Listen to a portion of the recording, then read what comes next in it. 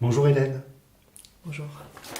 Alors nous nous retrouvons après un premier temps d'enregistrement de ces vidéos, il y a bientôt un mois maintenant, et tout de suite me vient une question alors qui n'était pas du tout prévue dans ma liste, mais bah, j'ai retenu déjà de nos premiers entretiens que ce qui se vit à l'instant est fondamental dans votre proposition.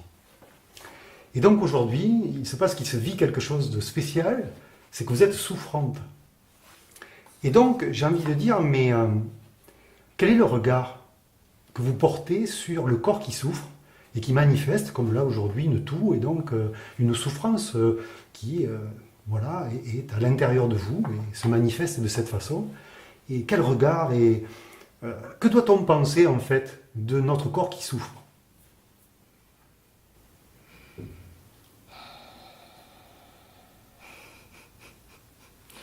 Je vais répondre.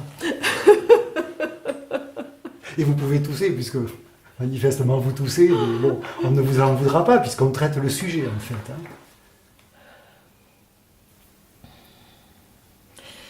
Je lie toujours une maladie à un événement, à une situation qui vient de se passer. Donc, je vais revenir en arrière et je vais chercher, voilà, pas avec ma tête, mais plutôt qu'est-ce qui s'est passé? Qu'est-ce qui s'est passé dans mon quotidien qui fait qu'à un moment donné, je me suis retrouvée avec cette toux, en fait, avec cette maladie. Donc voilà, ça c'est comme ça que je fonctionne. Et ce que je peux dire en tout cas pour ma toux, c'est que je la vois liée avec le fait que je me suis remise à mon livre et où j'ai eu un stress important à le reprendre. Donc ça c'est voilà, pour moi c'est l'événement en lien avec ma toux. Le stress qui est est-ce que je vais arriver à le... C'est un livre que j'ai déjà écrit, hein, que je dois reprendre. Est-ce que je vais arriver à le réintégrer? Est-ce que ce que j'ai écrit va toujours me convenir? Est-ce que je vais avoir beaucoup de réécriture? Est-ce que je vais y arriver, en fait? Donc il y a un stress en moi par rapport à... Il y a eu un stress comme ça assez important par rapport à ce livre. Et je sens que c'est ce stress qui a généré vraiment au niveau corporel un stress pulmonaire, en fait. Ça a commencé d'ailleurs comme ça, avec une angoisse respiratoire. Donc le regard j'ai, un regard, j'ai envie de dire un regard disponible. D'autant plus que ce livre parle de la fidélité aux parents. Donc c'est pour moi le livre qui, comment dire, essentiel, actuellement pour moi en tout cas. Donc qui me met à l'épreuve. Où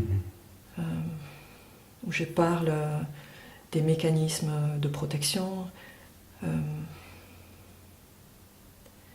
où je remets en question en fait notre société, hein, de manière assez, j'ai envie de dire, grave. Donc voilà, il y a des peurs en moi à écrire ce livre. Donc voilà, j'écoute ces peurs.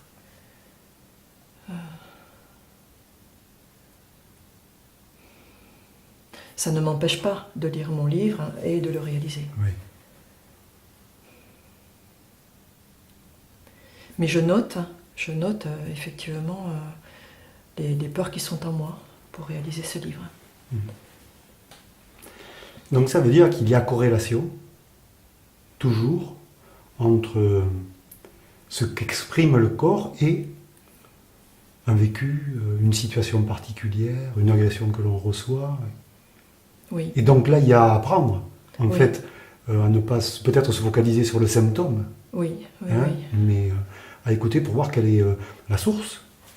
Oui, oui, oui. C'est vrai qu'on a une idée souvent de la maladie. Oui. C'est pas bien. Il vaudrait mieux être en bonne santé. Alors, la pauvre, elle est malade, elle a une toux qui lui prend bien la poitrine. Et puis, on peut aussi avoir de la culpabilité à être malade.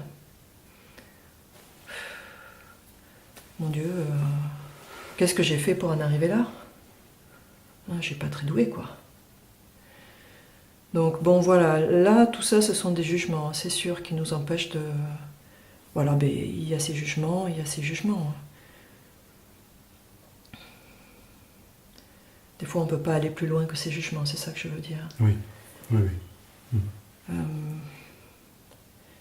Mais si une personne, pour moi, est atteinte d'un cancer, et un cancer donc sera bien sûr localisé sur un organe, pour moi, il y a à s'interroger pourquoi, qu'est-ce que me raconte cette maladie, Oui. quoi. Et qu'est-ce qui fait que j'ai cette maladie aujourd'hui? Avec vraiment, si possible, un regard ouvert sur soi. Oui.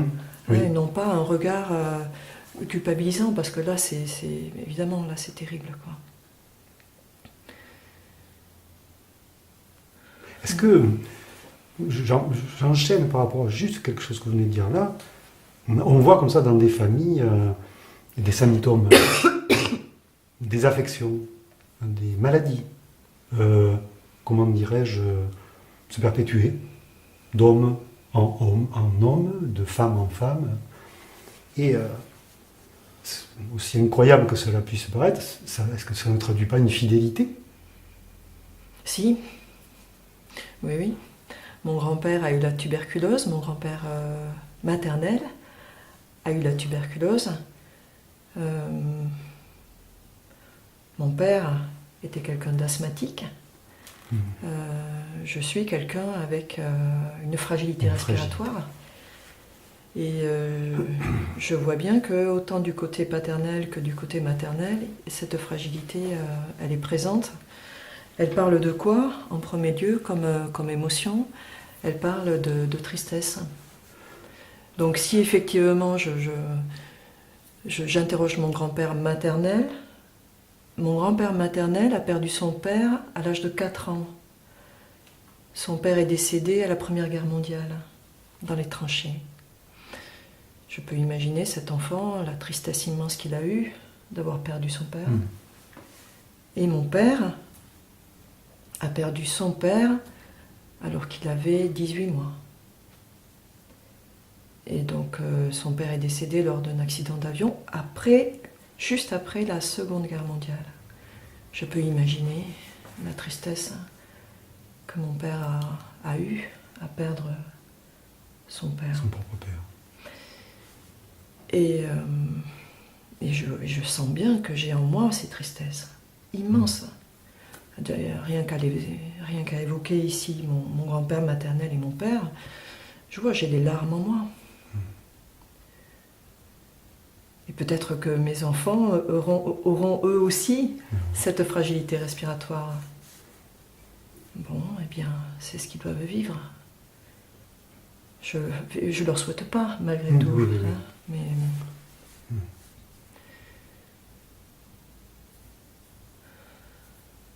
Donc effectivement, notre corps, pour moi, est un outil précieux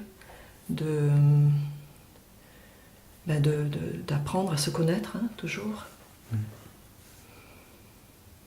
Si une femme a un cancer du sein, donc ça touche à sa féminité, mais particulièrement le sein, c'est l'organe nourricier. On peut facilement, enfin moi en tout cas j'interrogerai sa relation à sa mère, ou sa relation elle-même elle-même en tant que mère.